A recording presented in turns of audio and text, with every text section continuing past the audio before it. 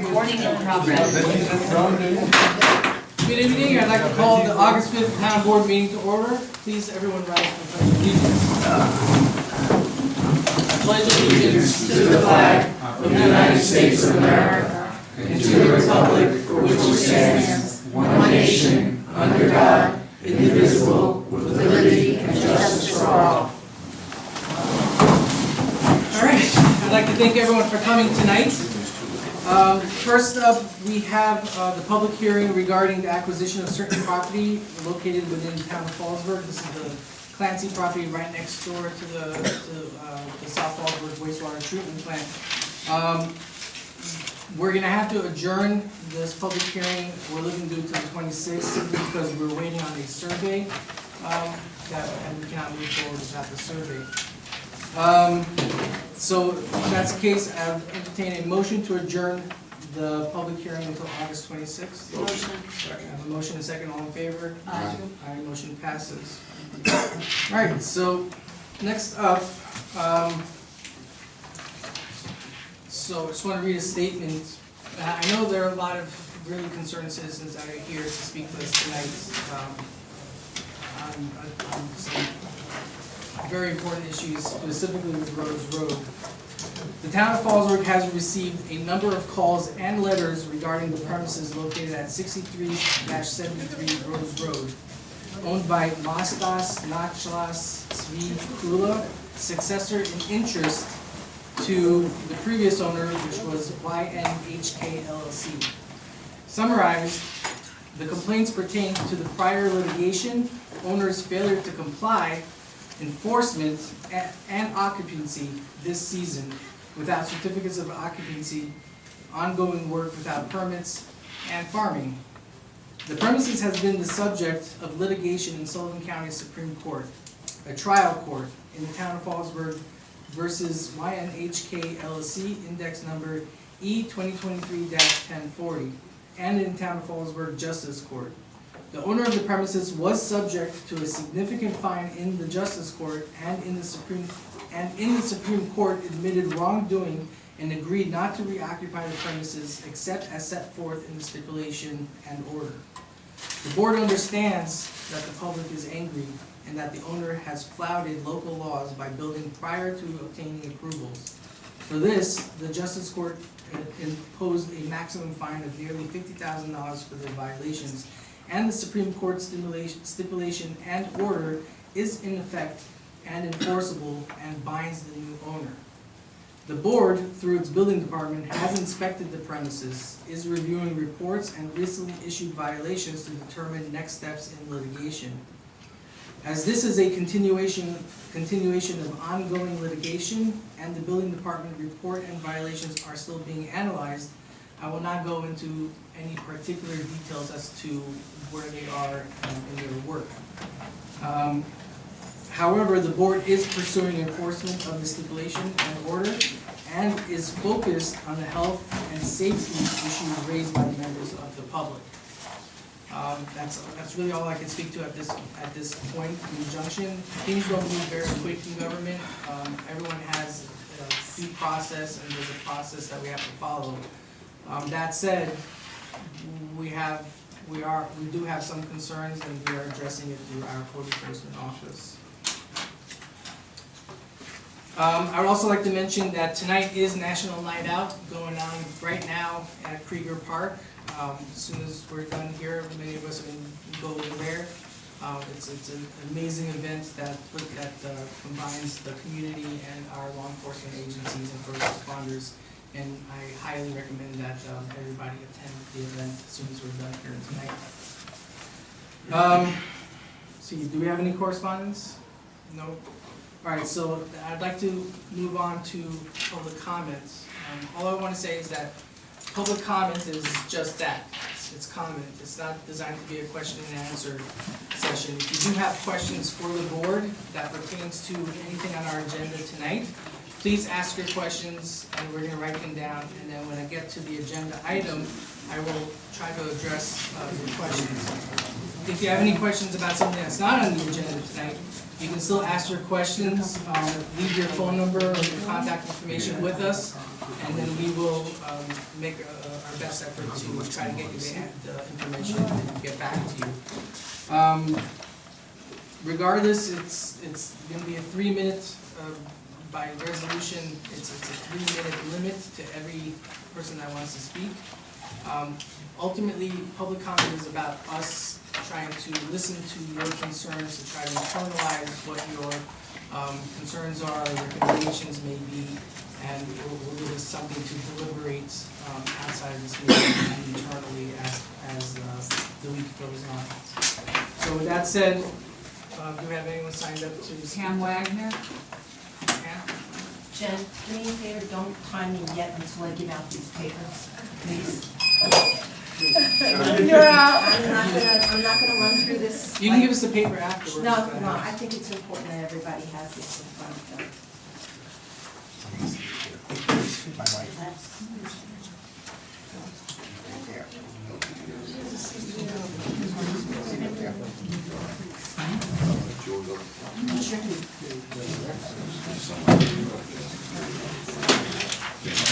Tell me when you're ready.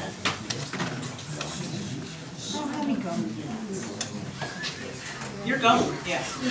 Good evening. My name is Pam Wagner. I'm here tonight about the property at 63 and 73 Rose Road, owned by YNHK LLC. This property was the subject of a lawsuit brought by the town due to serious code violations which led to a court-ordered stipulation signed on May 22nd, 2024. Here's what the property owner agreed to in the settlement. Cease all construction and occupancy unless and until all required permits, approvals, and certificates of occupancy were obtained.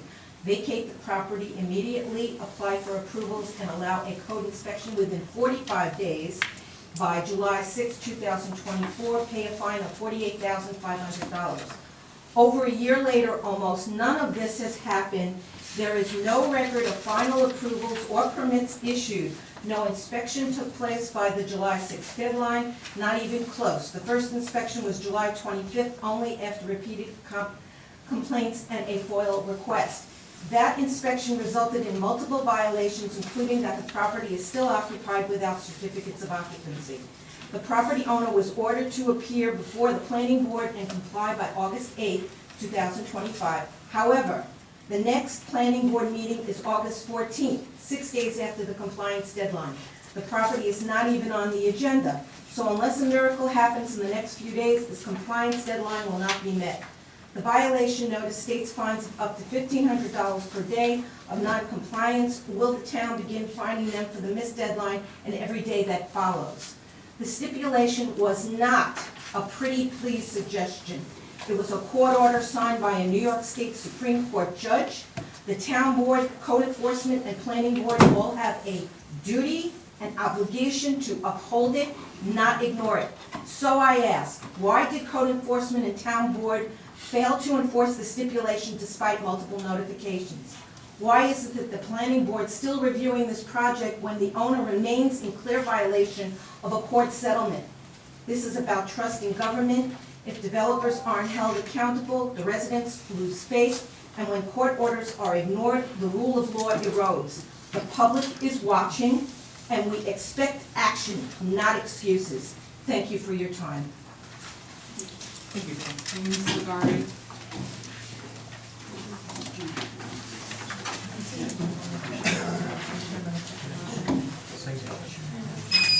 Mr. Supervisor, board members. I should start by saying good evening because it's a real nice day outside. Some of you know my wife. We've lived in the community now for a good number of years. And she has followed the actions of this board, the previous boards, going back to when I was on the committee for the last comprehensive plan. And obviously, there's been a lot of, as you were saying, Mr. Supervisor, a lot of talk that's been going on. One of the things that she does is that every time you guys get your picture in the paper on the front page of your local Democrat, regardless of what the issue is, she has it in a scrapbook, so she really has some record. What she would like to know, because I'm asking on her behalf, and really to get some clarity regarding the town's board's current position on permitting requirements.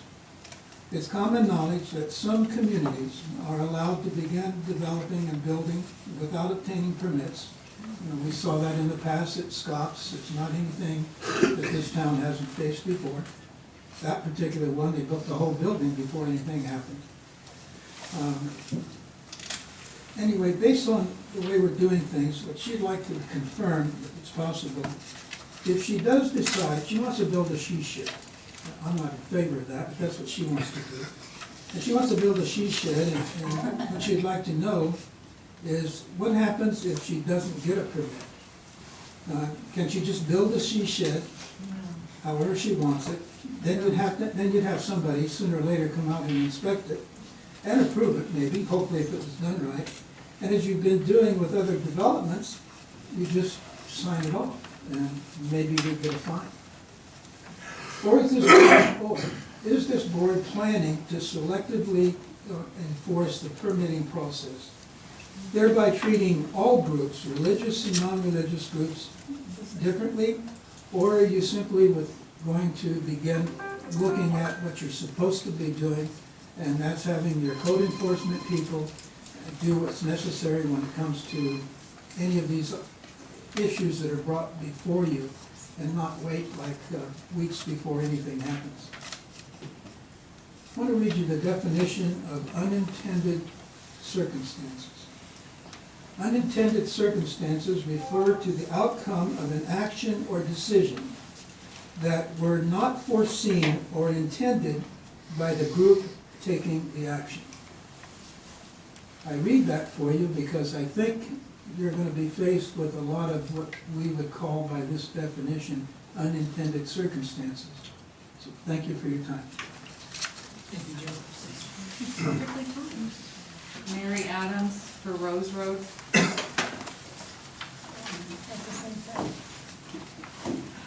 Good evening. Thank you all for listening. So, you've heard the background of Rose Road. We all know it. We went to the court and the decision and the fine, and so we're all pretty aware of the whole situation. I think for me, I know, for instance, of a young family who built a barn they didn't do it intentionally, but they did it without a permit. And they had to take it down. They were young, they were not wealthy, it cost them a lot of money. And they did it because they wanted to be in compliance. And so I just want to know, this is the law. When you build something without a permit, you have to take it down. And it happens. It has happened to numerous people. I know someone who built an 8-foot fence, cost them a fortune. They had to take it down because it wasn't legal. It had to be 6, and they didn't get a permit. This is what runs our town. So, along with everyone else, we just want the law enforced. It sounds like you're working on it, but we have to follow the laws. All of us.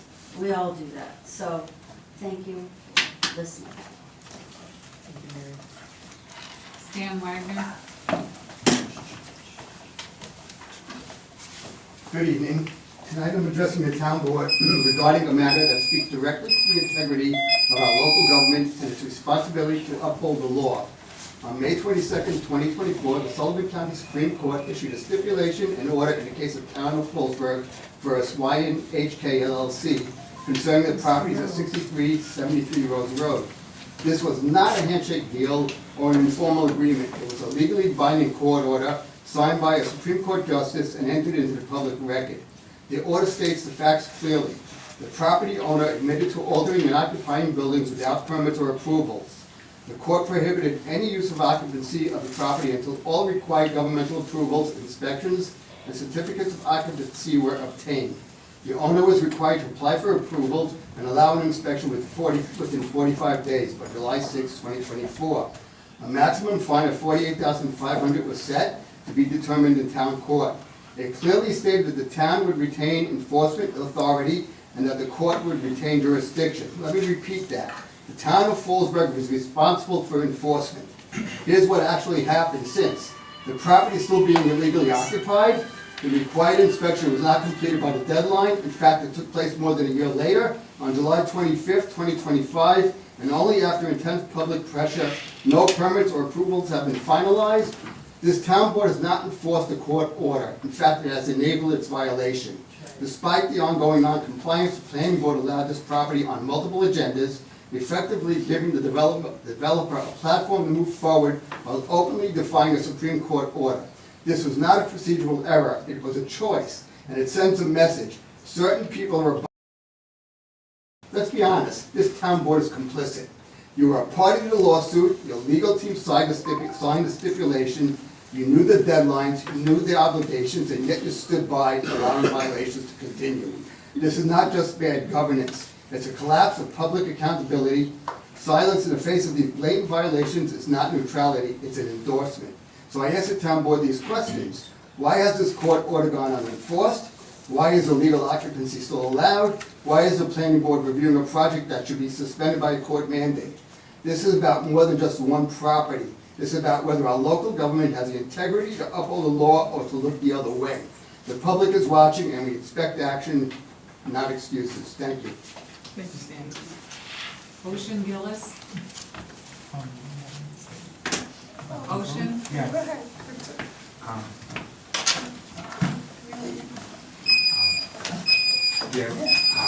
There's been some issues with the road by where we live. The blinking light? The blinking light. What's the name of that road? Before Mount Cliff Road in Okay. Loch Shelter. And then, It's been very dangerous, it's been a hazard. it's like, could we do anything about it? Is anything being done about it? There's so many accidents there, and we have to cross that street every day. It's scary. They pay no attention, they do whatever they want. This is by Mount Cliff, it's before Mount Cliff Road, it's By by where the- the golf course is. Brickman? Yes. That's a county road. That's a count, so you can't do anything about it? I think that We road can't is call, we Pleasant can't make a Valley, mess. it's Pleasant Valley Yeah, Pleasant Road. Valley and Brickman. We Yeah. can't make any suggestion, or please help. Could we? Because, I mean, I think a lot of people are losing their life, it's become like, We can ask the county to do a traffic So study. you have to call the county. the county. The county, yes, okay, good. Good, we'll do that. Thank you. Alice Camara? Thank you, Ocean. You're welcome.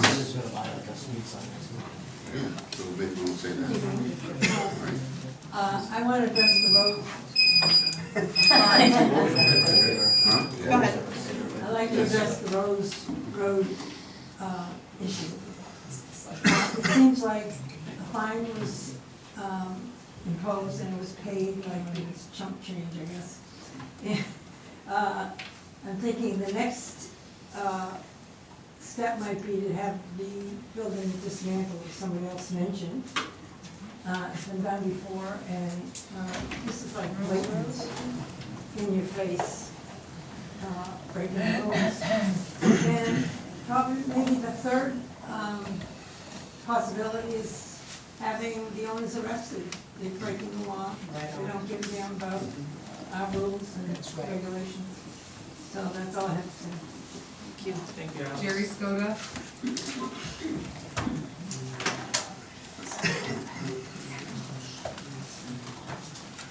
Good evening, town board members.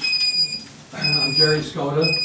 I have a farm on Cypress Road and also a farm on Rose Road, bordering this Rose Road property that you've been looking at. And I want to read to you a couple of quotes out of the court order because I think they're so important. In addition to, everybody talked about the fine, but in addition, it prohibited any further use or occupancy of the property until the defendant applies for and obtains the required site plan approval, building permits, and certificates of occupancy.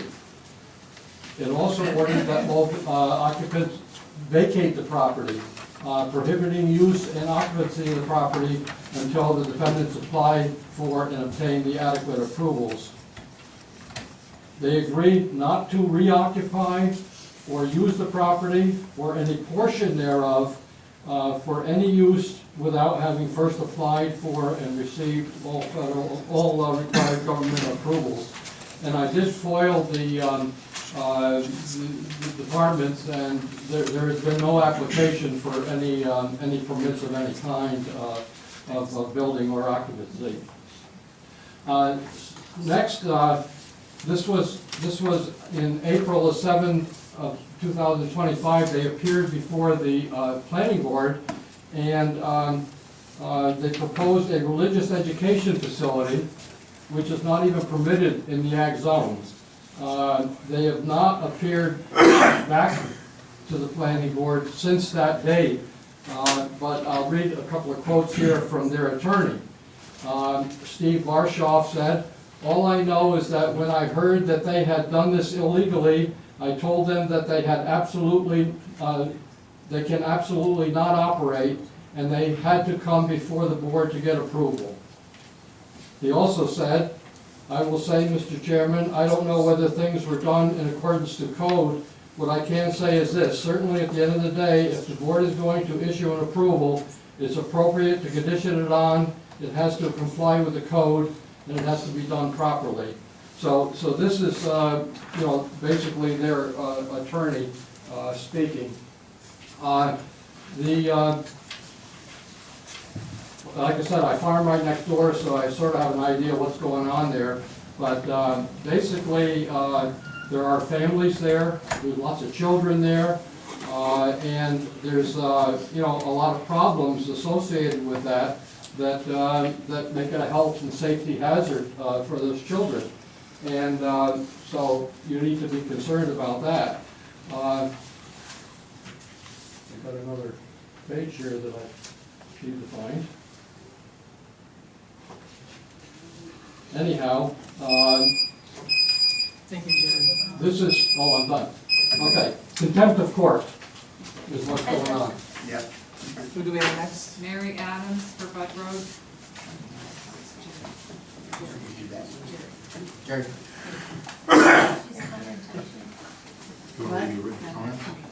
Sure, I'll get them to you. Hello again. So I'm here to speak about the disruptive noise and lighting up on Todd Road and Bud Road.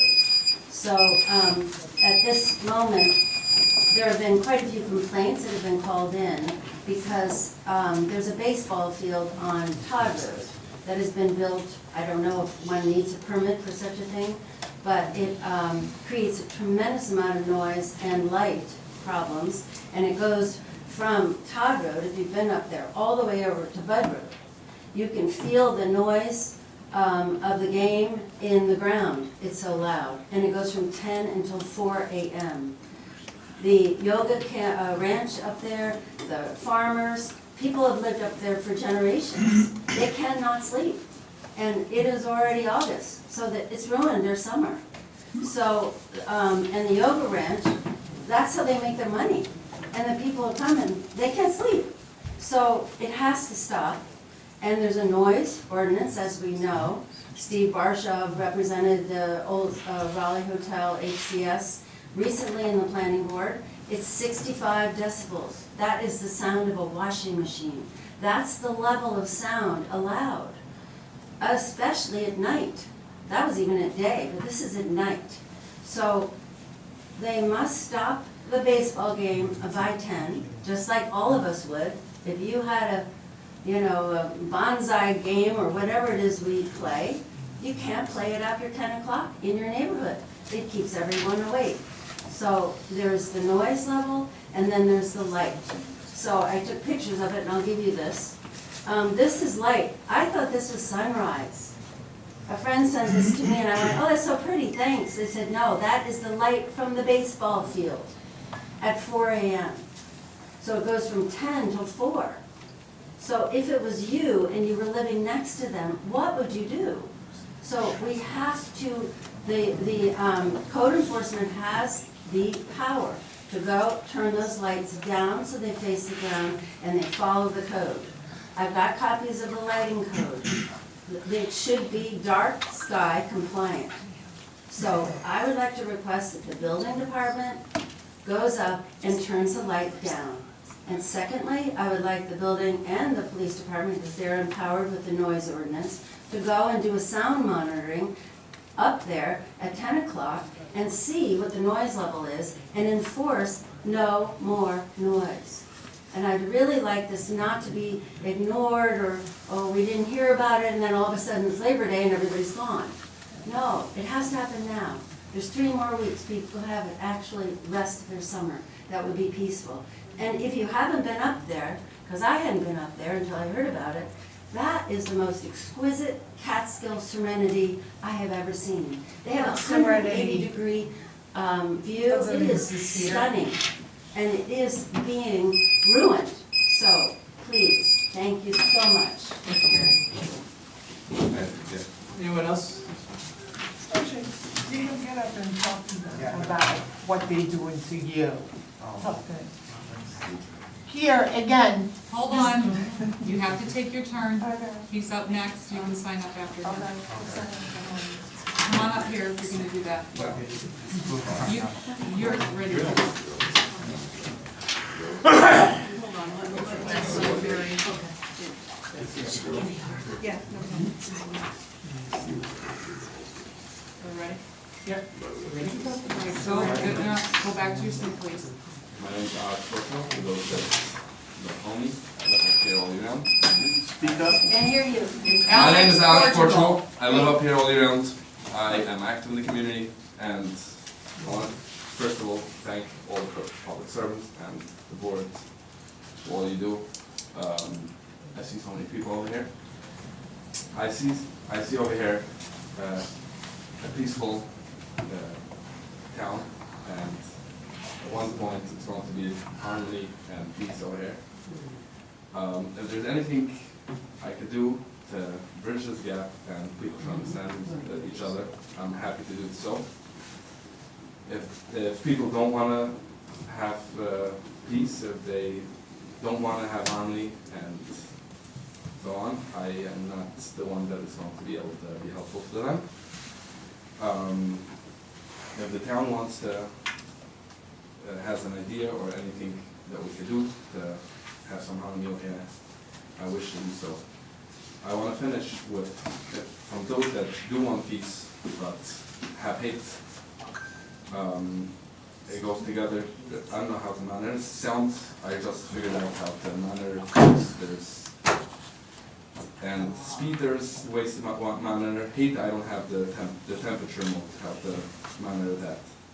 So if someone has a way to cool it down and know what temperature and what number is permitted and what makes sense, they could have, let me know as well. Thank you. Florence Gillis. Hi. I think everybody knows me and my son. Ocean is autistic, and he's being called names, and he's reacting to what's going on with us and in our house. He punched my car. I had to take him to the hospital a couple of times. I heard the gentleman when he says, like, we're looking for peace. I'm not a loud person. I don't play loud music. I'm just trying to take care of my son. But yet, while I'm taking care of my son, I'm being harassed every single day, including in the bathroom. I mean, what kind of peace am I getting in the bathroom? I'm at the library. I am so upset. I am standing in front of the police station and I am being harassed. In front of the police station, what respect do we have for each other or for anybody if you cannot respect the police? I'm at the library, in the bathroom, at home, talking about my private part. Nothing is being done, nothing. But yet I pay my taxes, I pay my mortgage every month, I try to take care of my son. He's crying, he's depressed, he's sad. I am not leaving my property for anybody. I didn't know anybody when I moved up here. I moved up here because I wanted a place where Ocean could feel safe. What safety does he have? He can't walk into his own driveway. His driveway, they're calling him a stupid asshole, an innocent person. Now, we need to do something about it. I think the police needs to respect. I cannot be in front of the police station and I'm being harassed. In front of the police station. I'm at the government center. 5 chief of police, chief deputy, walking around. But yet, I'm Calling being us, harassed. calling both of us, oh, we're stupid assholes. What we're kind of country stupid- are we in? we're Where's our stupid- freedom? we're Where's our stu- liberty? We're What's stupid that? hoodlums. The day of my birthday, they're calling me a scumbag. The neighbors. Next door neighbor, leave our property. But what I'm so upset about it, what they say to Ocean, but our security, we don't have any, forget about security. Like, what are we doing here? What are we doing here? We don't have any. We're being harassed in front of the police station, so what's that? Inside the government center, what's that? Inside the bathroom. That's all I have to say. Please, what does it take? I know it's cyber, it's security. Do we have someone else sign up? You do. You weren't gonna until I heard some Hold on, stuff. hold on. Hold on, for what? Signing where? I was coming up here to sign. Okay?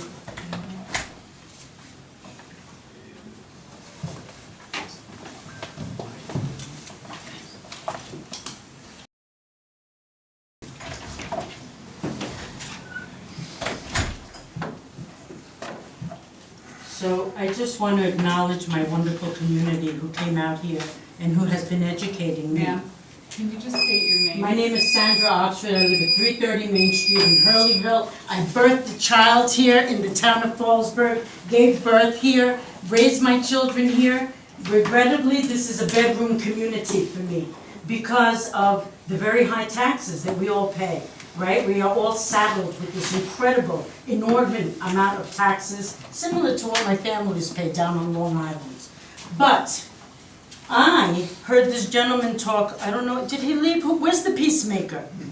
Did he go? Is he still outside? Bring him in. outside. Bring him in. He should hear this. You know, because this is not, none of this is about the difference of people's faith, of people's ethnicity. It has nothing to do with that. This is about respect of the law, right? Because I am a lawful person, and I respect the law. As a homeowner, when I had to do my roof, I had to respect the law, and I had to come here and get a permit to do that.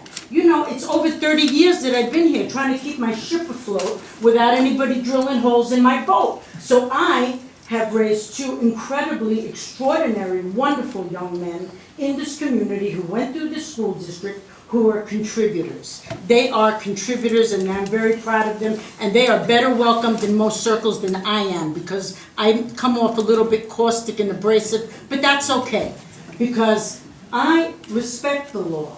Even though I want to challenge it and speak out against it, but I respect the law. So when I'm going to do something to my property, I have respect for that. I know that sometimes people expect less of me, and they may treat me a different way because of this, or because of my language, or because of my ethnicity. However, in this community, which is very rich and diverse, we are not here against people who are different, of a different religion, that has nothing to do. We respect the law, and we want lawful, and my neighbors, I left New York City because I did not want to live in an apartment. We live here because we want to keep it rural. We like the rural nature of our community, and I hope that you enjoy being able to raise your kids in this green, lush area.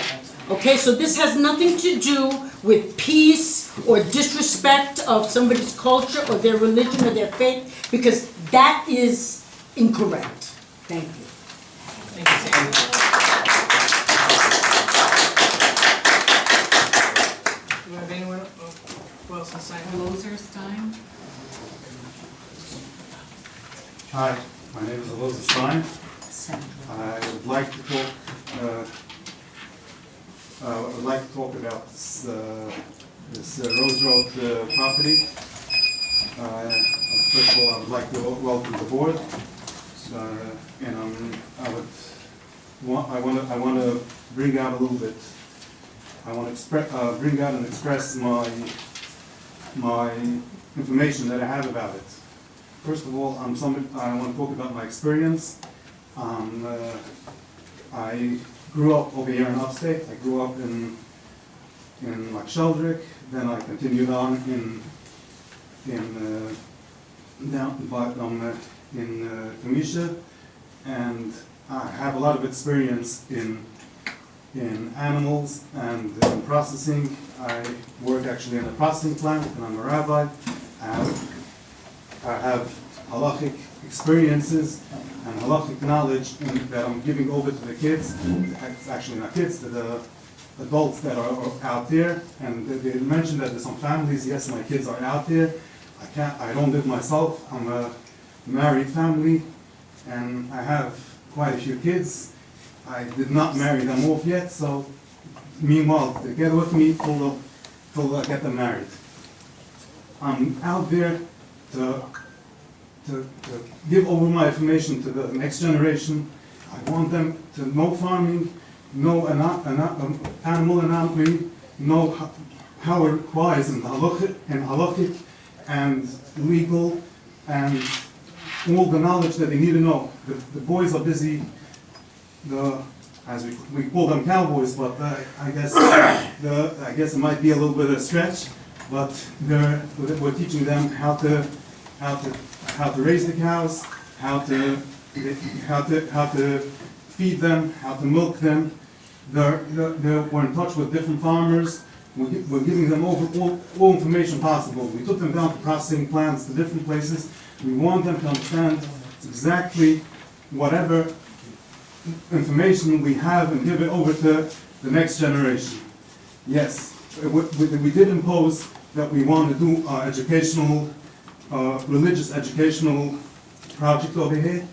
But it's the same thing as farming, because we're doing a farming project. We learned in yeshiva, in the school that we taught them down in the city. We had them go through classes in Mesechtes Chilm, which is the tractate of all the halachic requirements in Shechita, and it means all the animal requirements. Us as Jewish people, we can't eat everything. We have to know exactly what's going on. There's a process how we take care of the animals, how we have halacha requirements about tzar balachai, means taking care of the animals should be healthy and be in a safe condition. Okay. Thank you. Thank you. We'll have to continue next time. Is it Christine Holland? Christine Flood, sorry. What's the last name? K-O-L-O-E-T. Sorry, my name is Okay, Christine Black.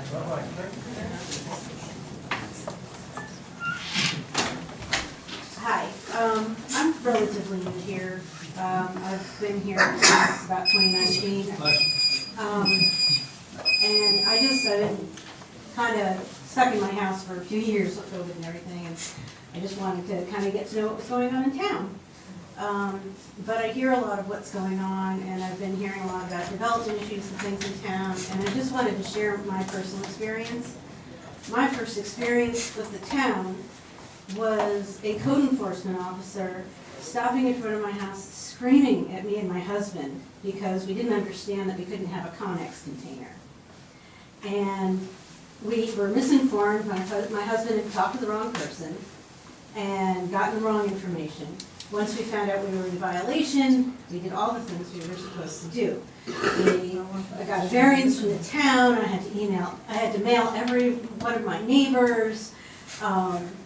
We did everything we had to within the rules to just do what we had to do to be a good part of the community.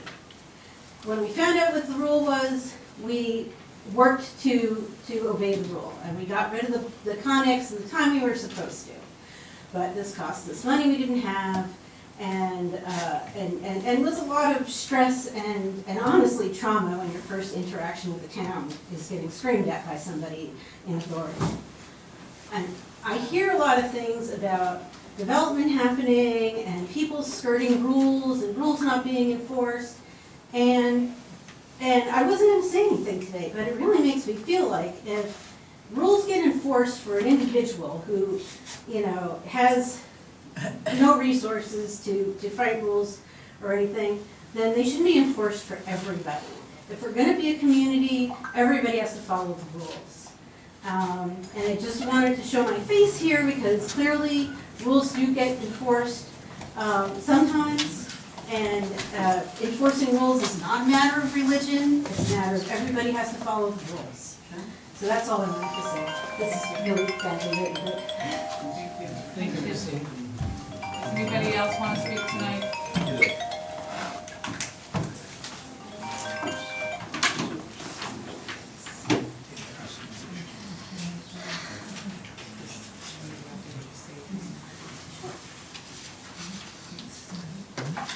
Hello, my name is Kelly Corton. I farm down on Gray Road. I wanted to address the agricultural aspect of this conversation. Jerry spoke about it briefly, but it seems that this is in an agricultural zone, and there are, above the law that everyone is already discussing, there are certain qualifications and standards in an agricultural zone that need to be adhered to. And generally we can understand this because land is irreplaceable. We're not building more Barber Loam that I get to farm. We're not able to undevelop river alluvial flooded outwash. So the importance of having a timeline and the sensitivity and the enforcement of this is because you can already see that it's getting exacerbated. And if you allow building in agricultural zones that are not permitted and that are not in keeping with agricultural practices, this is degrading the agricultural community in this county. And it obviously has some historic importance. I think everyone can speak of the dairy industry that used to be very prominent in this area. And when you remove the land that we can grow on and that we can raise animals on, you're lost. You have nothing. You don't get to replace it. It's not that you can build it again. It's not that you can replicate it.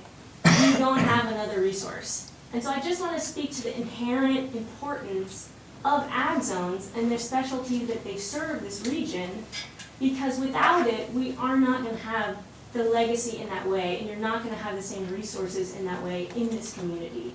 So I just want to impart the importance of looking into the ag zone, looking into the ag law, and understanding the sensitivity of the environmental aspect of it.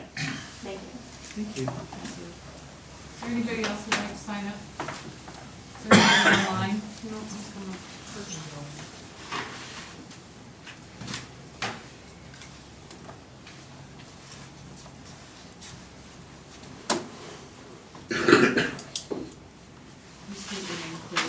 Hi, my name is Yehuda Lazar. I live over here in the town of Woodburn. I live all year round. My job is I am taking care of a colony of over 70 people. I am working as well in the winter time up in Swan Lake with my friend. We do cows. We have over 100 cows over there. We feed them wherever the rest. Then we do cutting wood to custom made. Just the one thing, I passed by a few times regarding Rosewood. I heard it's going to be a meeting. I said I have to come down to show myself over here. What happened is I want to give out, it's nothing about the law. It's, someone asked me to be anonymous. He said, let me go down and mention that. There was a word spread around that block. Had never been a Jew there. We're never going to allow it. Sorry, I have to say it. I don't feel comfortable to say it, but I said I have to bring up the problem. There was one of my friends told me, go down and say this word. So this is my ear. That's what I'm here for. And I've been there a few times. I saw the way they're dealing with the cows. Everything is legal. Everything is fine. Hope they should continue following the laws. But again, I already gave up my point. Thank you. Anyone else like to speak before we close public comment? Anyone online? Anyone online like to speak? All right, then I'm going to go ahead and close the public portion of our meeting. And we're gonna move on to our agenda items for tonight. So, number one, motion to approve town board minutes dated 7/22/25. Motion. Second. Motion and second, all in favor? Aye, motion passes. Number two, motion to approve a 50-cent pay increase for Ira Robinson, part-time seasonal labor. Motion. Second. I have a motion and a second, all in favor? Aye. To be clear, it's 50 cents per hour. Yes. That's per year. Or no, just, it doesn't say it. Number three, motion to approve a 75 cents per hour pay increase for Caitlin Ingracia, part-time seasonal labor. Motion. I have a motion. Do I have a second? I have a second. All in favor? Aye. Aye, motion passes. Number four, motion to approve promotion of Brandon Amoya to the position of operator trainee with an hourly pay of $27.51, effective 7/14/25. Motion. Second. I have a motion and a second, all in favor? Aye. Motion passes.